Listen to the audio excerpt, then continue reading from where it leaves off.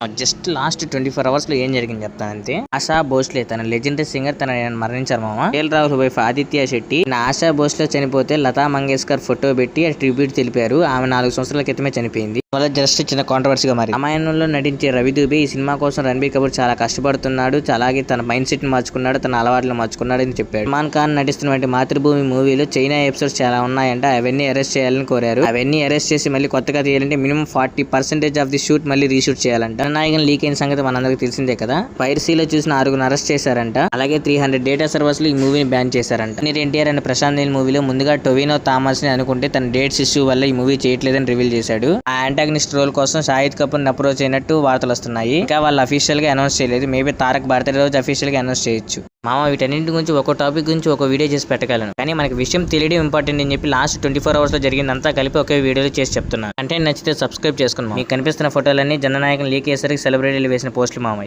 ఒక విషయం చెప్పడం మర్చిపోయాను, ఫీఫా వరల్డ్ కప్ జరుగుతుంది కదా ఈ సంవత్సరం. 26 నుంచి 2030 వరకు ప్రతి ఫుట్బాల్ మ్యాచ్ జరిగే టెలికాస్ట్ కోసం ఇంకా మీడియా రైట్స్ దొరకలేదంట మామ. ఇండియాలో క్రికెట్ కున్నంత క్రేజ్ ఫుట్బాల్ కి లేదు, అందుకే మీడియా రైట్స్ ఇంకా దొరకలేదంట. అలాగే ఈ సంవత్సరం జరగబోయే ఫీఫా వరల్డ్ కప్ లో టాప్ 20 టీమ్స్ మాత్రమే పార్టిసిపేషన్ చేస్తున్నాయి, ఇండియా పార్టిసిపేషన్ చేయట్లేదు.